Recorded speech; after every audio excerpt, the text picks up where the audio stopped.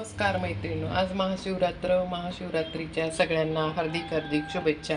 तर हे आपण हे साकरू घेतले, हे उकडून घेतलेले होते, थोडे शेंगदाणे घेतले आणि 2-3 मिरच्या। तर आपण ह्या साकरूची छान अशी सोप्या पद्धतीची 5 मिनिटात होणारी भाजी बघणार आहोत। पण हे त्याच्या आधी हे मी इडली पात्रामध्ये बघा, इथे इडली पात्राचे आहे, त्याच्यात आपण हे साकरू खाली उकडून घेतलेले आहेत आणि त्याची आता आपण इथे ही साल काढून घेणार आहोत आणि आपण बटाट्याचे जसे तुकडे करतो तसे तुकडे करणार आहोत।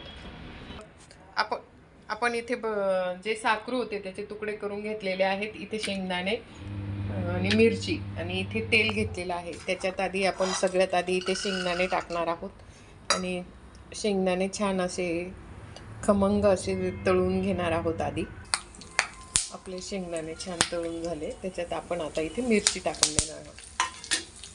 मिरची पण छान तळून घेणार आहोत।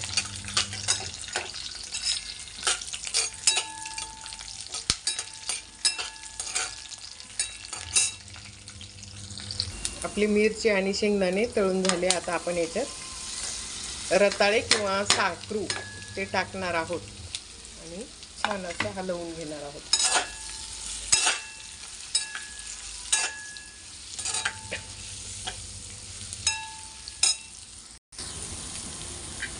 छान अशी आपली भाजी परतून राहिलो आपण आणि त्याच्यात थोडंसं मीठ टाकणार आहोत। तर तुम्हाला जर गोड करायचे असतील तर गोड सुद्धा आपण जे तुम्हाला साजूक तूप टाकायचं असेल तर साजूक तूप टाकून आणि त्याच्यामध्ये थोडीशी पाणी टाकायचं आणि पाणी टाकून आणि थोडंसं पाक करून घ्यायचा आणि त्याच्यात आपले हे शिजलेले रताळे किंवा शिजलेले साकरू हे असे गोड सुद्धा करता येतात आणि झटपट होतात। जर उकडून जर घेतले तर झटपट आपल्याला अशा पद्धतीने करता येतात आणि कमी साखरेचे सुद्धा आपण अशा पद्धतीने करू शकतो।